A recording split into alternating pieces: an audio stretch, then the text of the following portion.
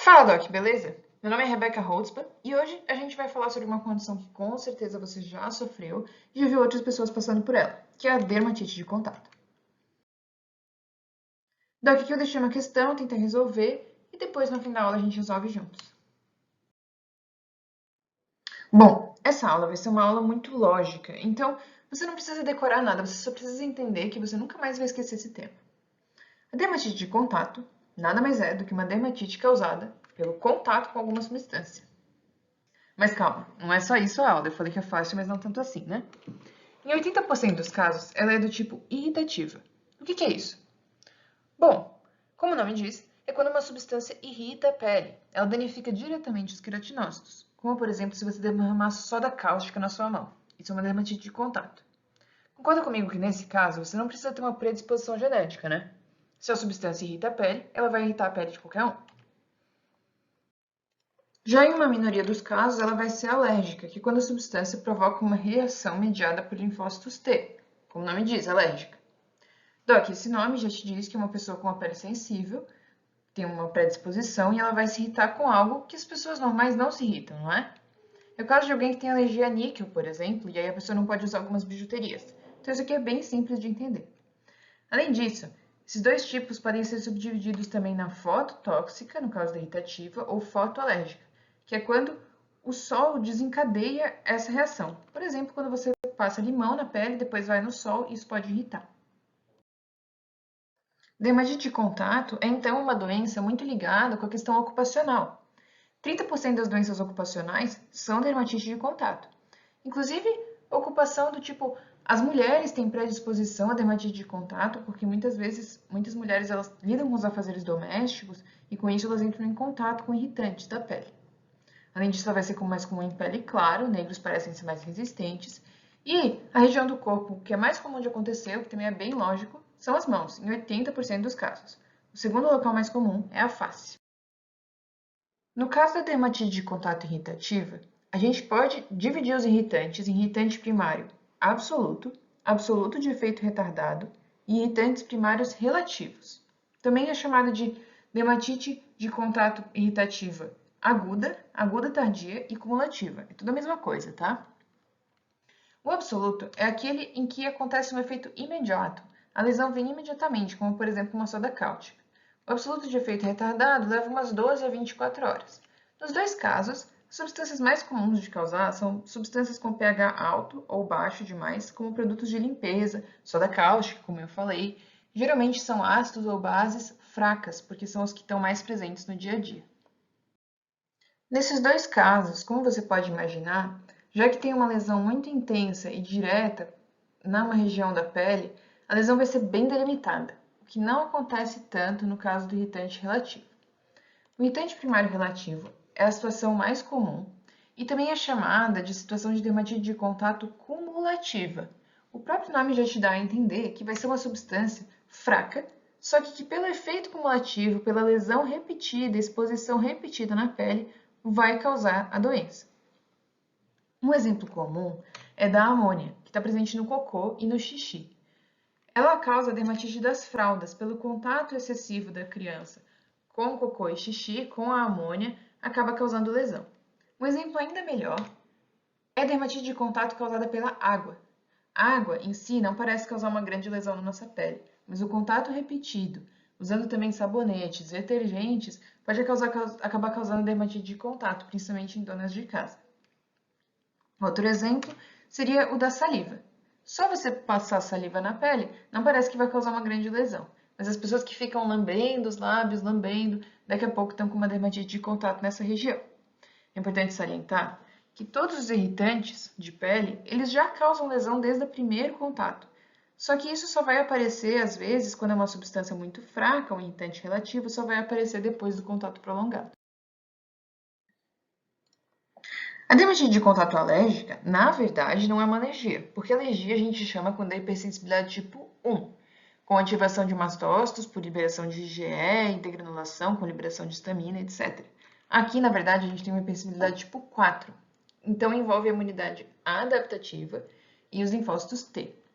Ela pode ser dividida em três fases, como toda hipersensibilidade tipo 4. A gente vai ter a fase de sensibilização, em que pela primeira vez o antígeno vai entrar em contato com o corpo, só sensibilizando o sistema imunológico, mas sem causar lesão.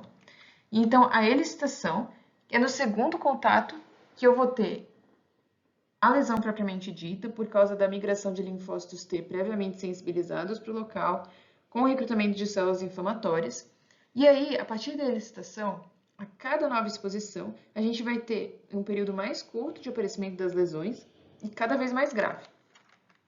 E por último, a gente tem a resolução da inflamação com inibição dos linfócitos T e do sistema imunológico. Como aqui a lesão é causada de forma indireta e não diretamente pela substância, vai aparecer as lesões em 48 a 96 horas depois da exposição, não vai ser imediato. E além disso, como é alérgica, a gente vai ter prurido. O quadro clínico vai depender do momento da lesão. Se a gente está em uma fase aguda, pode ter eritema, edema, vesículas, escamação. Em fase subaguda, pode ter secreção e crostas. E numa fase mais crônica, de tanto o paciente coçar por causa do prurido, a gente vai ter liquenificação. O agente mais comum disparado na dermatite de contato alérgica é o níquel, que está presente em bisuterias, piercings, cintos e zíperes. Aqui eu trouxe alguns outros exemplos. Esse paciente teve reação ao couro. Olha como a lesão forma bem o formato do sapato dele. Esse aqui teve uma dermatite causada por causa do elástico da cueca. Esse aqui é uma relação a um oftalmológico tópico que ele estava usando. É sempre bom ficar atento a medicamentos tópicos. E isso aqui é um caso de reação ao esparadrapo. Tanto para dermatite de contato irritativa quanto para alérgica, o diagnóstico, obviamente, é clínico.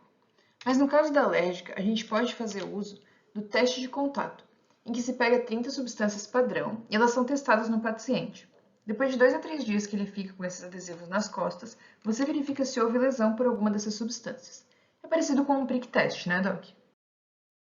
E aqui, quando o paciente chega no seu consultório, você vai ter que dar uma de detetive e tentar investigar quem é o vilão que está causando esse problema no seu paciente. E as pistas que você tem estão muito relacionadas com o local do corpo afetado. Então você precisa dar uma de Sherlock Holmes, Doc.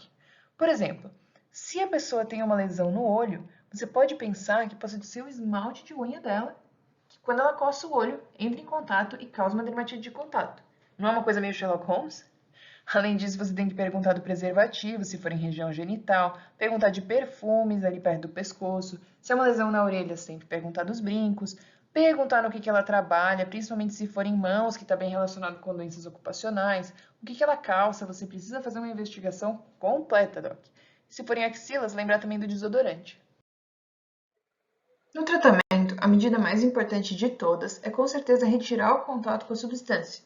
Isso pode ser feito evitando esse contato ou utilizando equipamento de proteção individual, como luvas para tarefas domésticas, por exemplo, ou o paciente pode usar roupa especial no trabalho. Também podemos lançar mão de cremes de barreira, como hipogloss, que é muito usado na dermatite de fraldas.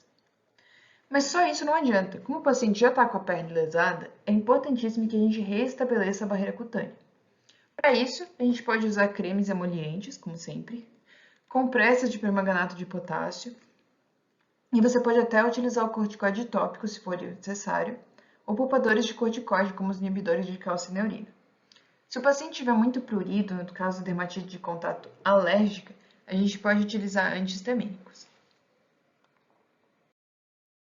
Doc, essa foi a nossa aula. Eu espero que você tenha aproveitado. E aqui eu deixei uma tabela resumindo tudo para você pausar o vídeo e dar uma olhada. E aqui outra tabela para fixar bem quais são os agentes mais comuns de causar dermatite de contato irritativa e alérgica. Agora vamos dar uma olhada naquela questão para terminar. Ela fala sobre dermatite de contato alérgica. Letra A. Ocorre após uma reação de hipersensibilidade de tipo 4. Tá certo. O prurido é um importante sintoma dessa doença. Sim, na alérgica a gente tem bastante prurido. A reação aparece em períodos cada vez mais curtos e mais graves e de forma mais extensa, caso a pessoa tenha um contato contínuo com o irritante ou com substâncias análogas. Sim, lembra que a gente falou que depois da fase de elicitação, cada vez que entrar em contato é pior, tá certo. E por último, os alérgenos que provocam a dermatite são substâncias de alto peso molecular. A gente não falou disso na aula, por isso que eu trouxe essa questão. Na verdade, são substâncias de baixo peso molecular. Pensa que a substância precisa penetrar na pele para sensibilizar uma célula apresentadora de antígeno. Então, ela tem que ser uma substância de baixo peso molecular. Letra D, então, é